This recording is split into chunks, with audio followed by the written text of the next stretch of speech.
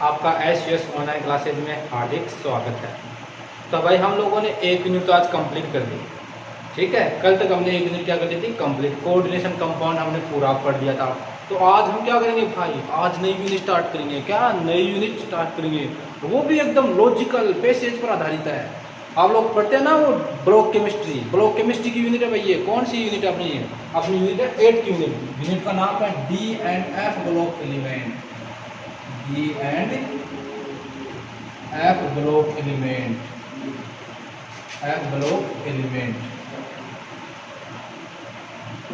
D and F block element, D और F block के तत्व है भाई। इसमें से आईआईटी और पीएमटी में सीधे क्वेश्चन आते हैं, बस लॉजिक लगाओ। ये जिसको पीरियोडिक टेबल याद है वो आसानी से इसको पढ़ लेगा। 11वीं क्लास में पीरियोडिक टेबल बहुत ही अच्छी तरीके से पढ़ी है हम लोगों ने, तो ये तो आपको आता है। तो अब हम पढ़ते हैं D and F block element. तो सबसे पहले पढ़ेंगे हम डी ब्लॉक एलिमेंट। किसकी बात करेंगे? D block element.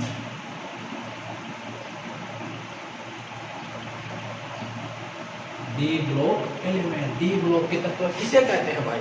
सुनना भाई, डी ब्लॉक के तत्व है किसे कहते हैं? तो सबसे पहले याद रखना भाई, ये 4 ब्लॉक होते हैं केमिस्ट्री के अंदर, 4 सब सेल होते हैं। क्या होते हैं? 4 सब सेल, एस, पी, डी और एफ। दूसरी बात याद रखना, एस, पी, डी, एफ अंग्रेजी के स्मॉल लेटर में होने चाहिए। कहीं आप इनको कैपिटल लेटर में कर दोगे तो वो गलत है भाई। अब आपको पता है एस, पी, डी, एफ का पता नाम क्या है? एस का मतलब शार्प, पी का मतलब प्रिंसिपल, डी का मतलब डिफ्यूजन, एफ का मतलब फंडामेंटल, लीनियर स्पेक्ट्रम, रेखीय स्पेक्ट्रम से इनको लिया गया था। 11वीं क्लास की बातें दोबारा बताने की आवश्यकता नहीं है। अब हम एस और पी ब्लॉक एलिमेंट हमने पढ़ लिए थे 11वीं क्लास में। भैया देखना, पी ब्लॉक अब भी है, इस बार भी हम पी ब्लॉक पढ़ेंगे, लेकिन पहले हम किसका अध्ययन कर रहे हैं? डी ब्लॉक एलिमेंट्स का। तो डी ब्लॉक के तत्व किसे कहते हैं? देखना भाई, डी ब्लॉक के तत्व है, ठीक है। तो वे तत्व है जिनमें अंतिम इलेक्ट्रॉन या जिनका अंतिम इलेक्ट्रॉन किस में जाता है? डी सब सेल में जाता है भाई। किस में जाता है? डी सब सेल में। वे तत्व है जिनमें अंतिम इलेक्ट्रॉन डी कोश में जाता है, वो क्या कहलाता है? डी ब्लॉक के तत्व कहलाते हैं। आवर्त सारणी के वे तत्व है जो जिनका अंतिम इलेक्ट्रॉन डी सब सेल में जाता है, डी उपकोश में जाता है या डी कक्षक में जाता है, उसे हम क्या बोलते हैं? डी ब्लॉक के तत्व कहते हैं उनको। आ गया समझ में? डी ब्लॉक के तत्व किसे कहते हैं, ठीक है। अब हम देखते हैं आवर्त सारणी में इन डी ब्लॉक के तत्वों का क्या देखेंगे भाई? स्थान देखेंगे। डी ब्लॉक के तत्व कहाँ कहाँ पाए जाते हैं, तो याद रखना भाई, वर्ग 3 से लेकर वर्ग 12 तक के तत्व कौन से होते हैं? आपके डी ब्लॉक के तत्व होते हैं। वर्ग 3 से लेकर वर्ग 12 तक के तत्व क्या होंगे? आपके डी ब्लॉक के तत्व होंगे। पता भाई आप लोगों को, ठीक है। तो कितने वर्ग हो गए? टोटल 10 वर्ग हो गए। कितने वर्ग हो गए? 10 वर्ग। तो वर्ग 3 से लेकर वर्ग 12 तक के तत्व तो कौन से होते हैं? डी ब्लॉक में आते हैं। किस में आते हैं? डी ब्लॉक में आते हैं। ये आगे बात समझिए, कौन कौन से वर्ग हो गए? वर्ग 3, वर्ग 4, 5, 6, 7, 8, 9, 10, 11, 12। तो ये 3 वर्ग को, ये 10 वर्ग कौन से हो गए? आपके डी ब्लॉक के हो गए। इधर वर्ग 1 और वर्ग 2 ये कौन से हो गए? एस ब्लॉक के एलिमेंट हो गए। किसके हो गए? एस ब्लॉक के एलिमेंट हो गए। इधर कौन से होते हैं? 13 से लेके 18 तक के कौन से हो जाते हैं? पी ब्लॉक एलिमेंट हो जाते हैं। कौन से हो जाते हैं? पी ब्लॉक के एलिमेंट हो जाते हैं, ठीक है। तो हम बात करते हैं एक बार डी सबसेल की बात करते हैं। तो वे तत्व है जिनका अंतिम इलेक्ट्रॉन डी उपकोश में जाता है, वो क्या कहलाएगा? डी ब्लॉक के तत्व कहलाएंगे। क्या कहलाएंगे? डी ब्लॉक के तत्व। अब आवर्त सारणी में डी ब्लॉक के तत्व कहां से कहां तक पाए जाते हैं? वर्ग 3 से लेकर वर्ग 12 तक के तत्व होते हैं, जिसमें 10 वर्ग आते हैं। क्या आते हैं? 10 वर्ग आते हैं। अब आगे बात करते हैं, ये जो डी ब्लॉक के सारे तत्व हैं, जितने भी तत्व हैं डी ब्लॉक के, ये डी ब्लॉक के सारे तत्व क्या होते हैं? मेटल होते हैं। क्या होते हैं? मेटल, धातु होती है। डी ब्लॉक के सारे तत्व क्या होते हैं? धातु कहलाती है भाई। क्या कहलाती है? धातु कहलाती है। इस चीज को भी याद रखना। अब फिर मैं बात करता हूँ इनके डी ब्लॉक के जो तत्व है, इनका सामान्य इलेक्ट्रॉनिक विन्यास करते हैं। क्या पढ़ते हैं इनका? जनरल इलेक्ट्रॉनिक कॉन्फ़िगरेशन, सामान्य इलेक्ट्रॉनिक विन्यास क्या होता है इनका? याद रखना।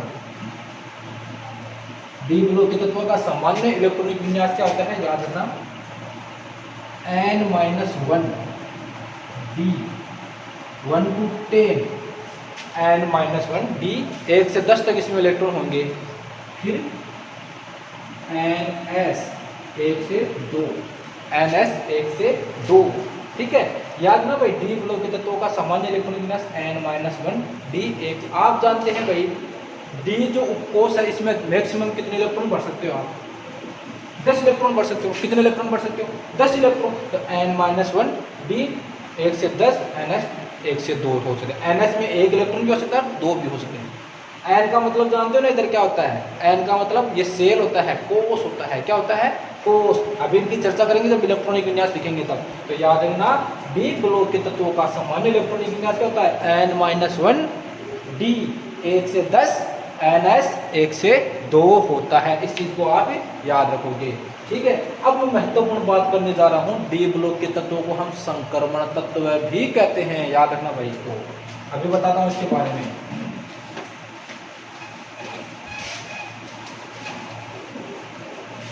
जो आपके ये डी ब्लॉक के तत्व है इनको हम क्या बोलते हैं, ट्रांजिशन एलिमेंट भी बोलते हैं। क्या बोलते हैं, संक्रमण तत्व।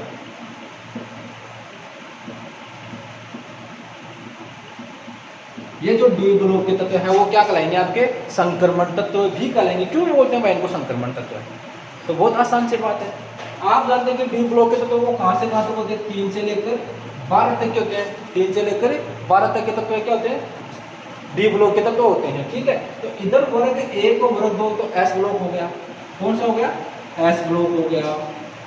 इधर 13 से लेकर 18 तक का कौन हो गया, 13 से लेकर 18 तक कौन हो गया, पी ब्लॉक हो गया। कौन हो गया, पी ब्लॉक हो गया। तो भाई एस ब्लॉक और पी ब्लॉक के बीच में कौन पाए जाते हैं, डी ब्लॉक के तत्व है। आपको एस ब्लॉक से पी ब्लॉक की तरफ जाना है तो पर किसको पार करना पड़ेगा, पहले डी ब्लॉक के एलिमेंट को। ये डी किसका काम है, संक्रमण, भाई जोड़े रखने का कार्य करते हैं, ठीक है। तो एस डी ब्लॉक के तत्वों को हम संक्रमण तत्व कहते हैं। क्यों, क्योंकि ये एस ब्लॉक व पी ब्लॉक के मध्य में पाए जाते हैं, इसलिए डी ब्लॉक के तत्वों को हम क्या बोलते हैं, संक्रमण तत्व भी कहते हैं। भाई क्या बोलते हैं, संक्रमण तत्व भी कहते हैं। याद रखना क्यों बोलते हैं, क्योंकि एस ब्लॉक और पी ब्लॉक को जोड़े रखने का कार्य करते हैं, इसलिए इनको संक्रमण तत्व भी कहते हैं। ये याद रखना। अब संक्रमण तत्व की बात आगे करते हैं। वैसे संक्रमण तत्व कहते किसे, इसको दोबारा सुनना भाई, इसकी सही परिभाषा क्या होती है, संक्रमण तत्व, ट्रांजिशन एलिमेंट। क्या बोलते हैं इनको, ट्रांजिशन एलिमेंट।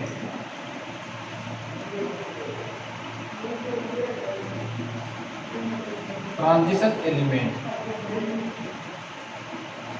ट्रांजिशन एलिमेंट किसे कहते हैं, ध्यान से सुनना। वे तत्व जिनका परमाणु, वे तत्व जिनका परमाणु, परमाणु को हम क्या बोलते हैं, मूलक्यूल बोलते हैं। परमाणु या आयन अवस्था में या आयनिक अवस्था में, आयनिक फॉर्म में, वे तत्व जिनका परमाणु या आयनिक अवस्था में डी कक्षक क्या होता है, इनकम्प्लीट होता है। क्या होता है, इनकम्प्लीट, अपूर्ण होता है। वे तत्व जिनका परमाणु या आयनिक अवस्था में डी कक्षक क्या होता है, अपूर्ण। मेरा कहने का मतलब है कि डी कक्षक में कम से कम एक अयुग्मित इलेक्ट्रॉन पाया जाना चाहिए। वे ही तत्व संक्रमण तत्व कहलाएंगे जिनमें डी कक्षक में कम से कम एक अयुग्मित इलेक्ट्रॉन पाया जाना चाहिए। जिसमें भी एक अयुग्मित इलेक्ट्रॉन, इसका मतलब क्या हुआ कि वो क्या कहलाएंगे, आपके संक्रमण तत्व कहलाएंगे। क्या कहलाएंगे भाई, संक्रमण तत्व कहलाएंगे। तो संक्रमण तत्व किसे कहते हैं, वे तत्व जिनका परमाणु या आयनिक अवस्था में डी कक्षक क्या होता है, इनकम्प्लीट होता है। क्या होता है भाई, अपूर्ण होता है। क्या होता है, अपूर्ण। तो जिनका डी कक्षक अपूर्ण होता है वो क्या कहलाएगा भाई, संक्रमण तत्व कहलाएगा। क्या कहलाएगा, संक्रमण तत्व कहलाता है। तो संक्रमण तत्व याद रखना, कम से कम उसके पास एक अयुग्मित इलेक्ट्रॉन तो होना ही चाहिए। एक से ज्यादा भी हो सकते हैं, कोई बात नहीं है, लेकिन कम से कम एक तो होना ही चाहिए। तो वे तत्व जिनके पास कम से कम एक अयुग्मित इलेक्ट्रॉन पाया जाता है वो क्या होगा, आपका संक्रमण तत्व कहलाएगा। अब आपसे पूछे कि संक्रमण तत्व किसे कहते हैं, तो इसकी परिभाषा क्या दोगे, वे तत्व जिनका परमाणु या आयनिक अवस्था में, परमाणु या आयनिक अवस्था में डी कक्षक क्या है, अपूर्ण है। याद रखना दोनों, याद रखना या तो परमाणु में भी हो सकता है या फिर परमाणु में नहीं, या तो आपको आयनिक फॉर्म में देखना है। किस में देखना है, आयनिक फॉर्म में देखना है। तो परमाणु या आयनिक अवस्था में जिसका डी कक्षक अपूर्ण है वो क्या करेगा, आपका संक्रमण तत्व ट्रांजिशन एलिमेंट कहलाएगा। अब बात करते हैं भाई, आगे बात करते हैं, अच्छी बात है इस बात।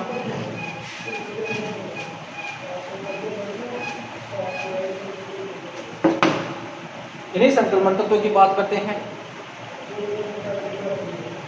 जैसे कि मैं बात कर रहा हूँ, एक इधर लिख रहा हूँ,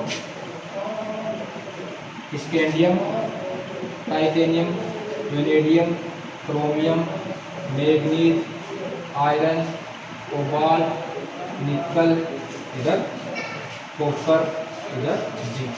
ये हो गए भाई। अब आप जब इन सबका इलेक्ट्रॉनिक विन्यास लिखोगे, क्या लिखोगे? इलेक्ट्रॉनिक विन्यास। तो इलेक्ट्रॉनिक विन्यास से आपको पता चल जाएगा, ठीक है। जैसे एक बार मैं सबका लिखा हूँ, इन सबका मैं इलेक्ट्रॉनिक विन्यास लिखा हूँ, ध्यान से देखना भाई। इधर हो गया आपका scandium, titanium, vanadium, chromium, manganese, iron, cobalt, निकल, कॉपर और जिंक। ये हो गया। आप जानते हैं स्कैंडियम का इलेक्ट्रॉनिक विन्यास क्या होता है भाई? आर्गन। ये ले लिया भाई अपना, मैजिक वर्ड आ गया अपना, आर्गन। 18 ये तो क्लियर कैसे होते हैं, 11th क्लास में सीखी है। फिर अगला भाई कैल्शियम तक आप इलेक्ट्रॉनिक विन्यास करते हो, तो क्या होता है कैल्शियम तक का इलेक्ट्रॉनिक विन्यास? Argon 4s2। यही होता है कैल्शियम का इलेक्ट्रॉनिक विन्यास। ये होता है, आपको पता है कि 18 इलेक्ट्रॉन तो यहाँ तक आ गए आर्गन तक। फिर 18 के बाद जो अगले इलेक्ट्रॉन आएंगे, 2 इलेक्ट्रॉन में किस में जाएंगे? 4s में जाएंगे। किस में जाएंगे? 4s में जाते हैं। अब बात करते हैं स्कैंडियम की। तो आर्गन 4s2 तो आपका हो गया, ये लो 20 इलेक्ट्रॉन। इसका एटॉमिक नंबर कितना होता है? 21। इसका 22, 23, 24, 25, 26, 27, 28, 29 और 30 हो गया, ठीक है। तो 20 इलेक्ट्रॉन तो बढ़ गया। 21वां इलेक्ट्रॉन 4s के बाद किस में आएगा? 3d में आएगा। ये 11th क्लास की बात है, आपको पता है। तो 4s के बाद 3d1, ये लिख दिया आप लोगों ने। अब आप इसको ऐसा ना लिखकर ऐसा लिखोगे। कैसे लिखोगे इसको? 3d1 4s2, ठीक है। इसका क्या लिखोगे? 3d2 4s2। इसका 3d3 4s2। इसका 3d5 4s1। ये याद रखना भाई। ये बात बताएंगे अभी, तो मैं आपको संक्रमण तत्व की बात करूँ, इनकी चर्चा बाद में करेंगे इलेक्ट्रॉनिक कॉन्फ़िगरेशन की। ये हो गया 3d5 4s2, 3d6 4s2, 3d7 4s2, 3d8 4s2। फिर ये क्या हो जाएगा? 3d10 4s1, 3d10 4s2। एक इसको याद रखना। इनके इलेक्ट्रॉनिक कॉन्फ़िगरेशन की चर्चा हम बाद में करेंगे। पहले मैं बात करूँ संक्रमण तत्व की। तो संक्रमण तत्व की मैंने परिभाषा क्या बताई, डेफिनेशन क्या बताई?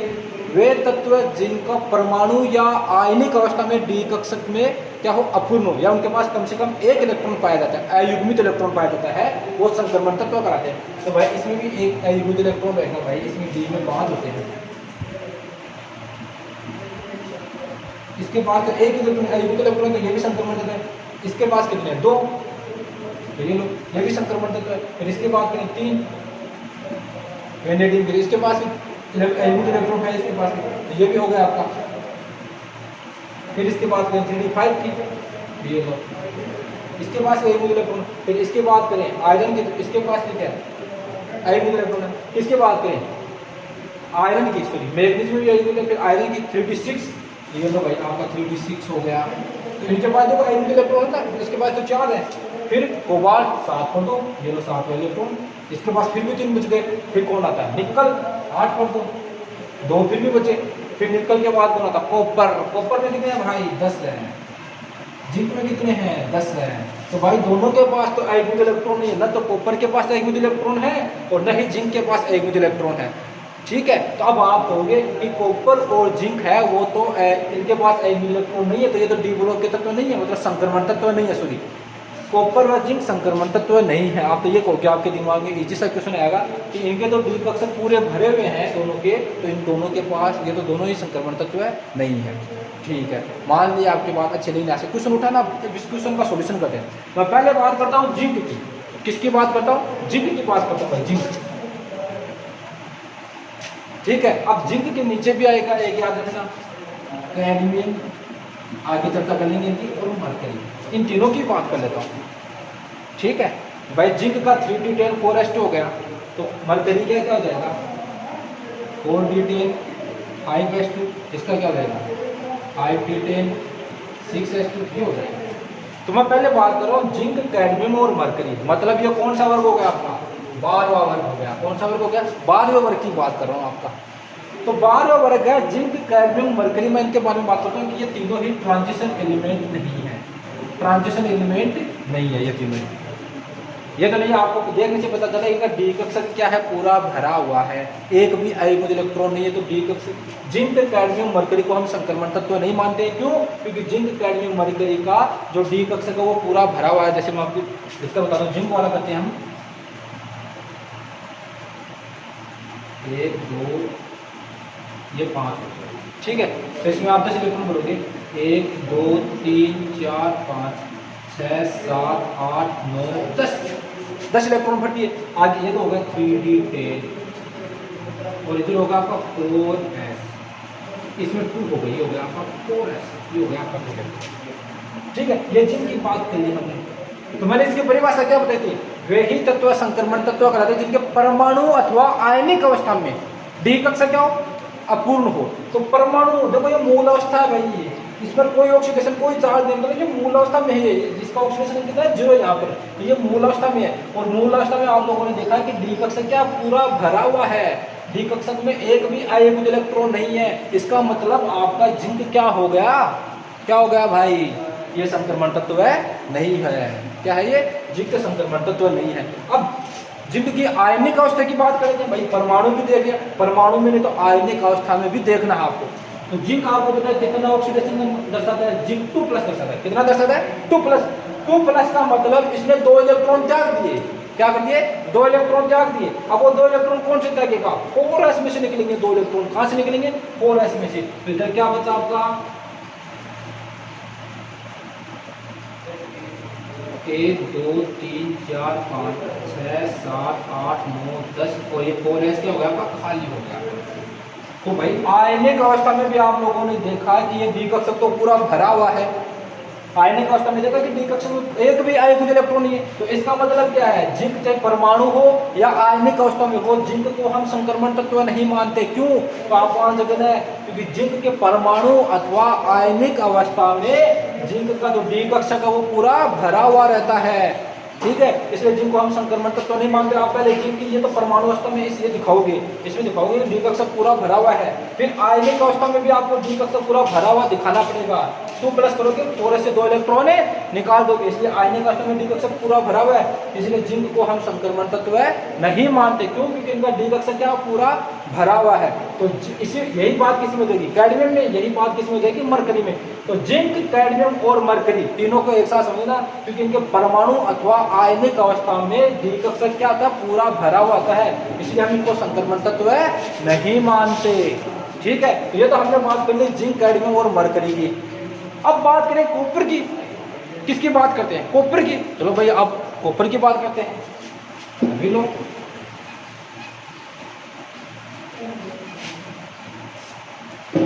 अब बात करते हैं कॉपर। देखो भाई कॉपर का इलेक्ट्रॉनिक कॉन्फ़िगरेशन क्या होता है? 3d10 4s1। ठीक है, देखो डी में 10 1 2 3 पूरी 5 1 2 3 4 5 6 7 8 9 10। फिर 4s में 1, ये एक इलेक्ट्रॉन हो गया आपका 4s, ये हो गया आपका 3d हो गया भाई। हो गया? ठीक, अब आगे देखते हैं।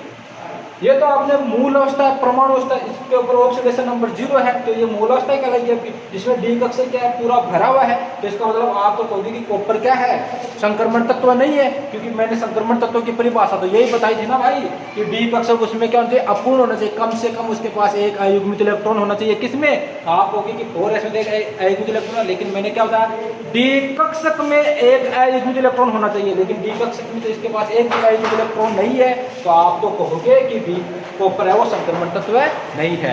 नहीं भाई, ऐसा नहीं बताओगे आप। मैंने परमाणु अथवा आयनिक अवस्था की बात की थी। यदि परमाणु अवस्था में वो डी कक्षक पूरा भरा हुआ है तो एक बार उसका आयनिक अवस्था भी चेंज कर लेना भाई, चेक कर लेना, चेंज क्या कर दोगे, चेक कर लेना आपको। तो आयनिक अवस्था, तो कॉपर आपको पता है 2 ऑक्सीजन अंक दिखाता है, कॉपर +1, एक होता है आपकी कॉपर +2। +1 का मतलब इसने एक इलेक्ट्रॉन त्यागा, तो +1 का मतलब इसने एक इलेक्ट्रॉन त्यागा, तो वो एक इलेक्ट्रॉन कहां से निकलेगा, 4s में से निकलेगा। इसमें से निकलेगा 4s में से। तो आप भी देखोगे 3d10 तो पूरा भरा हुआ है, इसके पास एक भी अयुग्मित इलेक्ट्रॉन नहीं है, तो ये तो संक्रमण तत्व नहीं हुआ। कोई बात नहीं भाई, नहीं हुआ। तो अगले में चलो, कॉपर 2+ में चलो, कॉपर 2+ में चलो, तो यहाँ से 2 इलेक्ट्रॉन त्यागेगा, तो 2 इलेक्ट्रॉन त्यागेगा, तो एक तो आपने 4s में से निकाल दिया, एक कहाँ से निकालोगे, एक कहाँ से निकालोगे भाई, 3d से निकालोगे कि नहीं निकालोगे, तो ये यहाँ से 3d से निकल गया आपका एक इलेक्ट्रॉन। अब देखो 3d के पास एक अयुग्मित इलेक्ट्रॉन है कि नहीं है, कॉपर 2+ में इसके पास एक अयुग्मित इलेक्ट्रॉन है कि नहीं है, तो इसके पास एक अयुग्मित इलेक्ट्रॉन है, दैट मीन्स कॉपर आपका क्या है, संक्रमण तत्व है।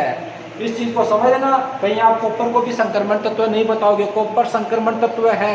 भले ही कॉपर है वो परमाणु अवस्था में इसका डी कक्षक पूरा भरा हुआ है, कॉपर +1 ऑक्सीडेशन स्टेट में इसका परमाणु ये डी कक्षक पूरा भरा हुआ होगा, लेकिन कॉपर 2+ में डी कक्षक पूरा भरा हुआ नहीं रहेगा भाई, इसमें एक अयुग्मित इलेक्ट्रॉन रहेगा। तो आयनिक अवस्था में इसके पास एक अयुग्मित इलेक्ट्रॉन है, दैट मीन्स कॉपर संक्रमण तत्व है। इस चीज को आप लोग याद रखोगे। तो कॉपर को भी संक्रमण तत्व माना जाता है। तो 21 से लेकर 29 तक के तत्व वो क्या है, संक्रमण तत्व कहलाते हैं। लेकिन जिंक, कैडमियम और मरकरी को हम संक्रमण तत्व नहीं मानेंगे। क्यों? क्योंकि इनके परमाणु अथवा आयनिक अवस्था में डी कक्षक क्या होते हैं, पूरे भरे हुए रहते हैं, इसलिए हम इनको संक्रमण तत्व नहीं मानते। ये याद रखना भाई,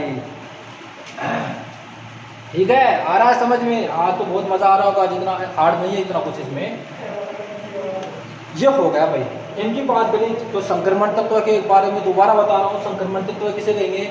वे तत्व है जिनका परमाणु अथवा आयनिक अवस्था में डी कक्षक क्या है, अपूर्ण है, या उनके पास कम से कम डी कक्षक में एक अयुग्मित इलेक्ट्रॉन पाया जाए, वो क्या कहलाएगा, आपका संक्रमण तत्व कहलाता है। फिर यहाँ से एक अच्छा क्वेश्चन रहेगा, एक एग्जाम में क्वेश्चन आता है बोर्ड एग्जाम में कि जिंक, कैडमियम और मरकरी को संक्रमण तत्व नहीं मानते, क्यों? तो क्यों नहीं मानते लिखोगे इसका आंसर।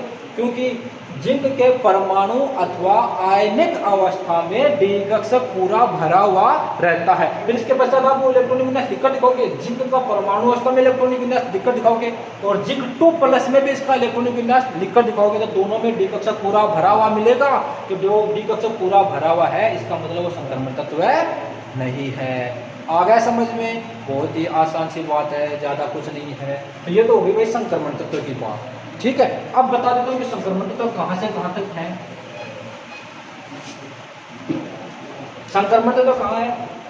ग्रुप 3 से लेकर, जी का क्या, ग्रुप 3 से लेकर 12 तक के, ग्रुप 12 के एलिमेंट, ग्रुप 3 से लेकर ग्रुप 12 के एलिमेंट है, ये सारे के सारे क्या है, डी ब्लॉक के एलिमेंट है। क्या है? ग्रुप 3 से लेकर ग्रुप 12 तक के एलिमेंट डी ब्लॉक के तत्व कहलाते हैं, ये आप जान गए, ठीक है। ये तो संक्रमण तत्व की डी ब्लॉक एलिमेंट की हो गई। लेकिन ग्रुप 3 से लेकर ग्रुप 11 तक के जो एलिमेंट है वो क्या होंगे आपके, ट्रांजिशन एलिमेंट। क्या है भाई?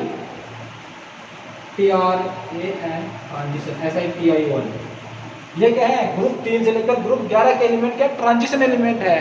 अब आप लोग एक बात कहोगे कि सभी ट्रांजिशन एलिमेंट है, सभी संक्रमण तत्व डी ब्लॉक के तत्व है, सभी संक्रमण तत्व डी ब्लॉक के तत्व है। क्योंकि भाई ग्रुप 3 यहाँ पे 4, 5, 6, 7, 8, 9, 10 और 11 आएंगे, तो 11 तक डी ब्लॉक में भी आ रहे हैं भाई। तो सभी संक्रमण तत्व डी ब्लॉक के तत्व है, लेकिन सभी डी ब्लॉक के तत्व संक्रमण तत्व नहीं है। आपको पता है कि ग्रुप 11 तक के एलिमेंट है वही क्या है, संक्रमण तत्व है।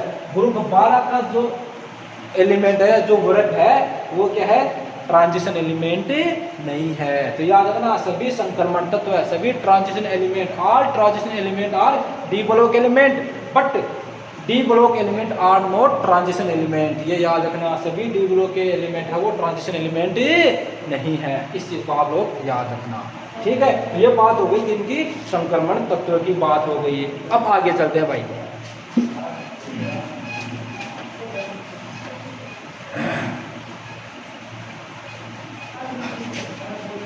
एक रात की बात बताऊं मैं याद आप लोगों को, मेरे को 4 दिन हुए नहाए हुए, आप अभी हमारे से बिना नहाए हुए हमको पढ़ाता है। अब आगे चलते हैं भाई। क्लासिफिकेशन, वर्गीकरण of D, classification of D block elements. D block के तत्वों का हम क्या करते हैं, वर्गीकरण करते हैं। क्या करते हैं भाई, वर्गीकरण। ठीक है, तो भाई इनको 4 श्रेणियों में बांटा गया है। कितनी श्रेणियों में बांटा गया है डी ब्लॉक के एलिमेंट को, 4 श्रेणियों में बांटा गया है। तो भाई वो 4 श्रेणी कौन कौन से याद रखना। नंबर 1 प्रथम संक्रमण श्रेणी, प्रथम संक्रमण श्रेणी। ठीक है, पहले प्रथम संक्रमण श्रेणी की बात कर लेते हैं कि ये कहां से कहां तक स्टार्ट होती है। तो प्रथम संक्रमण श्रेणी है वो 21 से लेकर 30 तक है। प्रथम संक्रमण श्रेणी कहां से कहां तक है, 21 से लेकर 30 तक है। वो एलिमेंट लिख रहा हूं भाई मैं यहाँ पे, 21, 22, 23, 24, 25, 26, 27, 28, 29 और 30। ठीक है, इनकी बात बताओ। 21 पर कौन है आप जानते हैं, scandium, titanium, vanadium, chromium, manganese, iron, cobalt, निकल, कॉपर, जिंक। ठीक है, ये हो गए भाई scandium, titanium, vanadium, chromium, manganese, iron, cobalt, निकल, कॉपर, जिंक। अब इनको याद करने की ट्रिक बता देता हूं भाई। ठीक है, एससी सचिन, तेंदुलकर, या फिर अलग ट्रिक ले लेता हूँ, एक नई ट्रिक बता देता हूँ आपको आज। ये नहीं, ये तो पुरानी हो गई, नई ट्रिक बताता हूँ। एससी का मतलब साइंस टीचर, साइंस टीचर। ठीक है, कौन है यहाँ पर लिख रहा हूँ मैं, SCIENC, साइंस टीचर। कौन है, विनीता। कौन है, विनीता कुमारी, साइंस टीचर विनीता कुमारी। ठीक है, मन, इसकी बात करा भाई। मन में ये क्या है, विनीता कुमारी जलती है, इससे जलते हैं लोग। क्यों जलते हैं अभी बता देते हैं भाई। साइंस टीचर विनीता कुमारी मन फे, मन फे सीओ, मन फे कोनी, मन फे कोनी। क्यों जलते, क्यों जलते। ठीक है भाई, साइंस टीचर विनीता कुमारी मन फे कोनी क्यों जलते। अब भाई इससे लोग जलते हैं, ये जलती है, लोगों से जलती है, लोग इससे जलते रहिए, लोगों से जलती है, जलती है, जलती है भाई। साइंस टीचर है, केमिस्ट्री के तो जलते रहिए। अब केमिस्ट्री का तमा होता है, यहाँ पर मैंने अपना नाम नहीं लिया भाई, बी का मतलब विनीता कुमारी। यहाँ पर आप विशाल भी कर सकते हो, लेकिन मैंने विनीता को, लड़के से लोग कुछ ज़्यादा ही जलते हैं। ठीक है, तो मजाक की बातें, 1000 बातें हैं, ऐसे तो ऐसी कोई बात नहीं है। तो ये ट्रिक हो गई। ठीक है, तो इस 21 से लेकर 30 तक के एलिमेंट, स्कैंडियम से लेकर जिंक तक के एलिमेंट है वो प्रथम संक्रमण श्रेणी। ठीक है, बात करते हैं नंबर 2 द्वितीय संक्रमण श्रेणी की। द्वितीय संक्रमण श्रेणी। ठीक है, ये कहां से स्टार्ट होती है, ये आपकी स्टार्ट होती है 39 से 48, 39 से 48। देख लो भाई, कौन आता है, Y yttrium, zirconium, niobium, molybdenum, technetium, ruthenium, rhodium, palladium, silver और कैडमियम। क्या हो गया, ये कैडमियम। अब आपको कैसे पता चला कि ये इसका 39 है 39? आपको पता ना इलेक्ट्रॉन कैसे कर 2 8 8 18 18 32 32 ऐसे आया था ना आपने इलेक्ट्रॉन क्लास में पढ़ा था। तो 2 8 इसी में आप 18 ऐड करोगे, कितने ऐड करोगे 18। तो 21 में 18 ऐड करोगे तो कितना आया 39 40 41 42 43 44 45 46 47 और 48 हो गया। ये आपकी द्वितीय संक्रमण श्रेणी हो गई। अब इसके ट्रिक बताऊं, ये भी है यारी। यारी तो सभी करते हैं भाई, मैं भी करता हूं, आप लोग भी करते हैं। यारी जरा निभा, यारी जरा निभा मौत तक। कहां तक निभानी भाई यारी दोस्ती, कहां तक निभानी है, मौत तक। यारी जरा निभा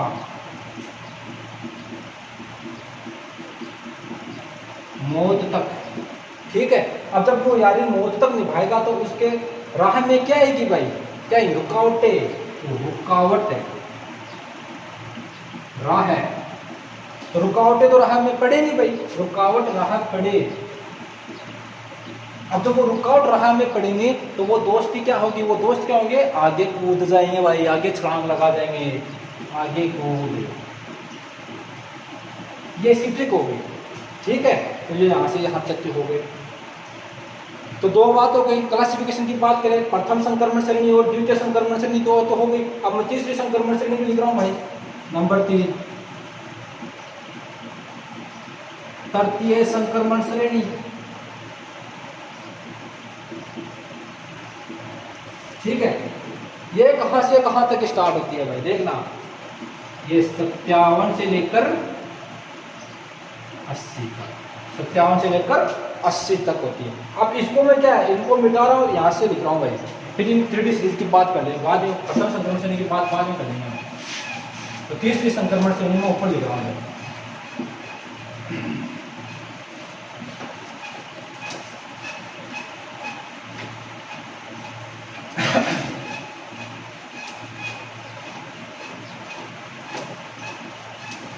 हाँ भाई एक बार पानी पी लेता हूँ, क्या थोड़ा गला सो गया मेरा, पानी पी लेते हैं।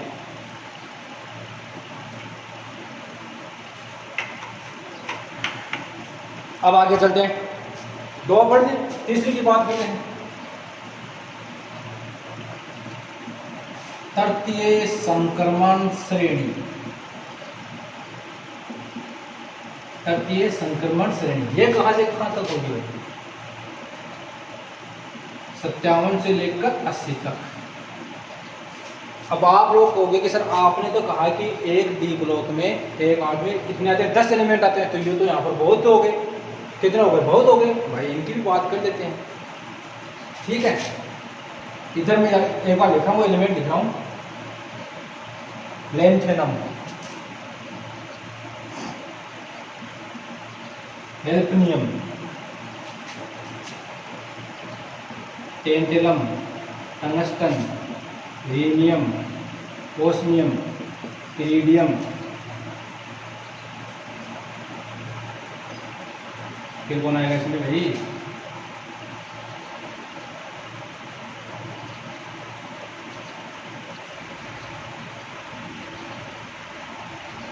इरिडियम के बाद कौन आएगा, इधर कौन आएगा का प्लेटिनम, मर्करी, जाएगा का हीलियम, जाएगा का प्लेटिनम। कितने हो गए, 1 2 3 4 5 6 7 8 9 10 हो गए ना पूरे। Lanthanum, hafnium, tantalum, tungsten, rhenium, osmium, iridium, platinum, aurum, ये यूं क्या है, ओरम, ये हो गया आपका मरकरी। ठीक है, ये आपके 10 एलिमेंट हो गए। अब इनकी ट्रिक बता देता हूँ। ठीक है, पहले बात ट्रिक की बात कर लेते हैं, क्या है इसमें, क्या भाई ओसामा, इस ओसामा ने बड़ा परेशान किया हम लोगों को, बहुत परेशान किया इस ओसामा ने। इसी पर ले लेते हैं, एल ला, एच हफ्ता, ला हफ्ता, ये दोनों मिलाते भाई, हफ्ता, हफ्ता जानते हैं, जो टेक्स लेते हैं ना, अरे हफ्ता लेते हैं, वो जो गुंडा भाव होते हैं, गुंडे लोग, वो क्या लोगों से हफ्ता वसूल करते हैं ना, जो पैसे लेते हैं उनको क्या बोलते हैं, हफ्ता बोलते हैं। ला हफ्ता, वरना, अब केमिस्ट्री वाले लोग तो बड़े डॉन होते हैं, अपने आप को डॉन समझते हैं, तो वरना धमकी देने लगे भाई, वरना रे, ओसामा, वर्नर ए ओसामा। अब ओसामा की पिटाई कहाँ हुई थी? इराक में। ओसामा इराक की तरह है, इराक की तरह है पिटाई होगी तेरी, इराक की तरह है पिटाई, पिटाई और होगी, इराक की तरह पिटाई और होगी। ये इसकी ट्रिक हो गई, ठीक है। अब बात करते हैं ये कौन कौन से एलिमेंट है। तो ये तो कौन सा हो गया आपका 57 नंबर। और आपने पीरियोडिक टेबल में देखा होगा कि लेंथ एनएम पर हमेशा क्या रहता है? स्टार लगा रहता है कि नहीं रहता? तो देखा ना आपने। अब लेंथ एनएम के बाद डायरेक्ट में किस पर आ रहा हूँ? हेल्प नियम। कौन आ गया ये बीच में? 72, 73, 74, 75, 76, 77, 78, 79 और 40। हुआ कि नहीं हुआ? अब आप कहोगे कि 57 से डायरेक्ट 72 पर आ गए, तो बीच वाले एलिमेंट कहाँ गए? 58 से लेकर एलिमेंट कहाँ गए? 73 के। सीरियम से लेकर म्यूटेशन तक के कहाँ गए? एलिमेंट। आपको पता ना सीरियम से लेकर म्यूटेशन तक के एलिमेंट क्या होते हैं? लैंथेनॉइड्स होते हैं। क्या होते हैं? लैंथेनॉइड्स है।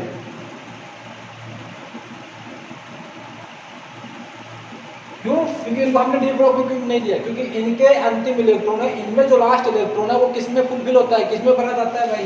एफ ब्लॉक में भरा जाता है, या एफ सबसेल में, एफ सबसेल में भरा जाता है। पता आप लोगों को? इसलिए इनको हमने यहाँ नहीं दिया। फिर 57 से डायरेक्ट कौन आता है? 72 के। तो इस प्रकार से हो गए। यह आपके कोई तत्वीय संक्रमण श्रेणी के तत्व है। फिर बात करते हैं, मैंने चार बताया कि तो चतुर्थ संक्रमण श्रेणी वो क्या है भाई? अपूर्ण है, तो इसका तो हम अध्ययन करेंगे नहीं। चतुर्थ संक्रमण श्रेणी अपूर्ण है, तो इसकी हम बात नहीं करेंगे। आ गया समझ में? तो ये हो गई भाई क्लासिफिकेशन हो गया इनका, ठीक है। अब एक बार मैं इलेक्ट्रॉनिक विन्यास की ओर बात कर लेता हूँ। आगे डी ब्लॉक के तत्वों को कितनी श्रेणी में बांटा गया? 4 श्रेणी में। कौन कौन सी? प्रथम संक्रमण श्रेणी, द्वितीयक संक्रमण श्रेणी, तृतीयक संक्रमण श्रेणी और चतुर्थ संक्रमण श्रेणी। चतुर्थ संक्रमण श्रेणी एक्टिनियम से स्टार्ट होती है, लेकिन वो क्या है? अभी अपूर्ण है। वैसे उनकी खोज तो हो चुकी है भाई, याद रखना। एट प्रेजेंट टाइम, वर्तमान समय में उनकी खोज हो चुकी है, लेकिन अपनी बुक्स में उनको अपूर्ण दिखा रखा है।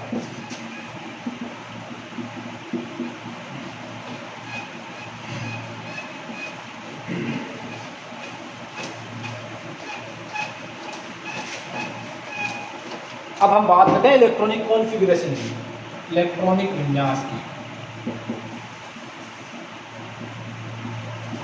इसके बारे में बोलो भाई। तो बात करते हैं पहले प्रथम संक्रमण श्रेणी की बात कर लेता हूं। प्रथम संक्रमण श्रेणी, इसी की बात कर लेता हूं भाई, ठीक है।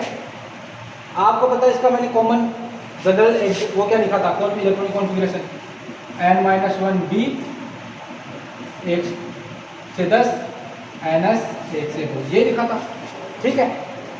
अब जो ये प्रथम संक्रमण श्रेणी है, ये कौन से आवर्त से स्टार्ट होती है? चौथे आवर्त से स्टार्ट होती है भाई। कौन से आवर्त से स्टार्ट होती है? याद रखना भाई।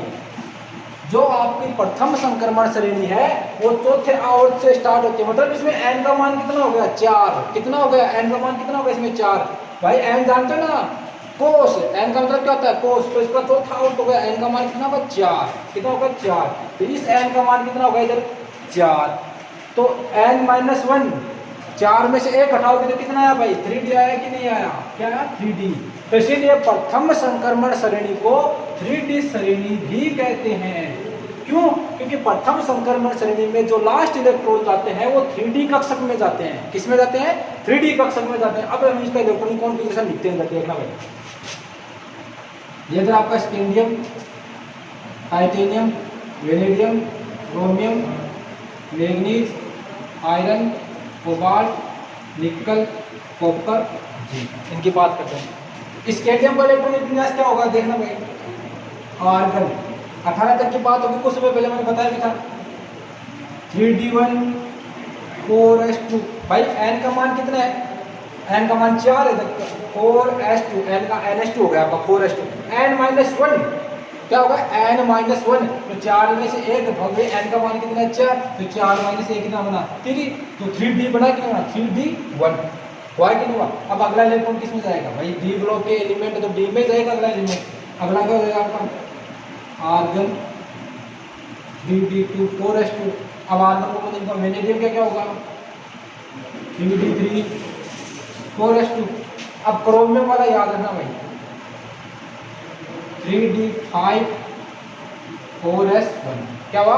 3d5 4s1, इसको याद रखना। इसकी चर्चा हम आगे करेंगे, अगले वाले टॉपिक में चर्चा कर लेंगे। फिर मैग्नीज का क्या होगा? इसका 3d5 4s2, इसका क्या होगा? 3d6 4s2, 3d7 4s2, फिर इसका 3d8 4s2, फिर इसका भी याद रखो क्या? 3d10 4s1, इसका हो जाएगा 3d10 4s2। ठीक है। वैसे इलेक्ट्रॉनिक कॉन्फ़िगरेशन इनके दोनों के बारे में आपको बता दूंगा, इन दोनों के बारे में आपको बता रखा है 11th क्लास में कि ऐसा इलेक्ट्रॉनिक कॉन्फ़िगरेशन का क्यों हुआ। ठीक है। तो इनके इलेक्ट्रॉनिक विन्यास की बात हो गई। ठीक है भाई। तो ये होगा प्रथम संक्रमण श्रेणी को हम क्या बोलते हैं? 3D श्रेणी भी बोलते हैं, क्योंकि इनका अंतिम इलेक्ट्रॉन किस में जा रहा है? 3D कक्षक में जा रहा है। तो अब बात करें द्वितीय संक्रमण श्रेणी की, तो प्रथम संक्रमण श्रेणी जो 3D श्रेणी वो चौथे आवर्त से स्टार्ट होती है। तो द्वितीय की बात करें तो द्वितीय इसके नीचे थी, तो वो कौन सा आवर्त से स्टार्ट होगी? 5वें आवर्त से। किससे स्टार्ट होगी? 5वें आवर्त से। तो n का मान कितना होगा इधर? 5। तो n-1 कितना होगा? 4, 5 - 1, तो क्या होगा? द्वितीय संक्रमण श्रेणी। द्वितीय संक्रमण श्रेणी को हम क्या बोलते हैं? 4D श्रेणी भी बोलते हैं। क्या बोलते हैं? 4D श्रेणी। क्यों? क्योंकि इनका अंतिम इलेक्ट्रॉन किस में जाता है भाई? 4D कक्षक में जाता है। किस में जाता है? 4D कक्षक में जाता है। फिर बात करते हैं तृतीय संक्रमण श्रेणी की।